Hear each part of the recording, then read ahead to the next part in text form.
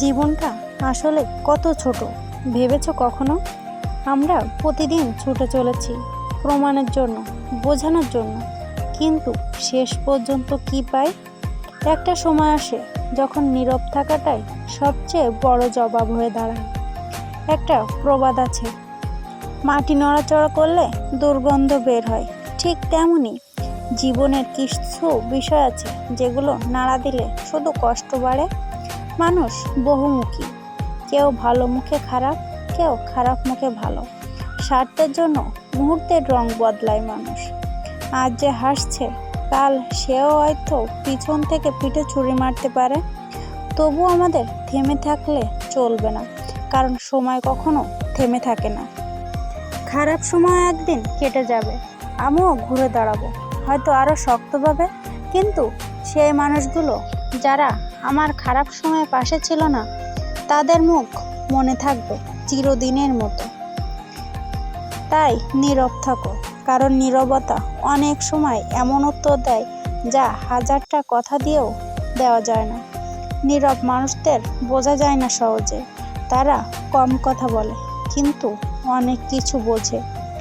জীবন খুব কঠিন মনে হবে, তখন একটু থেমে শ্বাস নাও, চুপ করে থাকো, নিজের ভেতরটা শুনে দেখো। সব প্রশ্নের উত্তর সেখানেই লুকিয়ে আছে। নিজের প্রতি বিশ্বাস রাখো। এই পৃথিবীতে সবচেয়ে শক্তিশালী মানুষ কে জানো? সে যে নীরবে সহ্য করতে জানে, যে উত্তর না দিয়েও পরিস্থিতি সামলাতে পারে।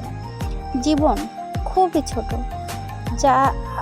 যারা তোমাকে উপেক্ষা করছে, কাল তারাই তোমার সাফল্যে করতালি দেবে। কিন্তু সেই মুহূর্তে প্রতিশোধ না নিয়ে চুপ করে এগিয়ে যাওয়া, এটাই আসল বুদ্ধিমত্তা।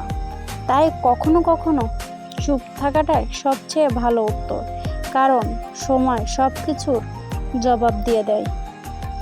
মানুষ বদলায়, মুখ বদলায়, সম্পর্কও বদলায়, কিন্তু তোমার নীরবতা যদি তোমাকে শান্তি দেয়, তাহলে তুমি জয়ী।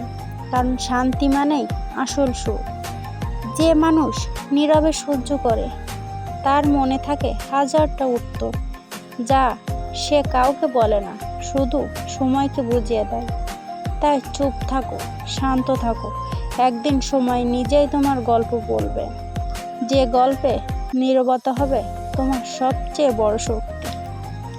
জীবন আসলেই খুব ছোট, একদিন চোখ খুলে দেখি সময় কত দ্রুত চলে গেছে। হাসির মুহূর্তগুলো মুছে গেছে, কিছু সম্পর্ক থেমে গেছে মাঝপথে, আর কিছু মানুষ রয়ে গেছে শুধু স্মৃতিতে। আমরা জীবনে কত কিছুই বলি, কত কিছু ব্যাখ্যা দিই, কিন্তু কখনো ভেবে দেখেছি কি নীরবতাও এক ধরনের উত্তর হতে পারে?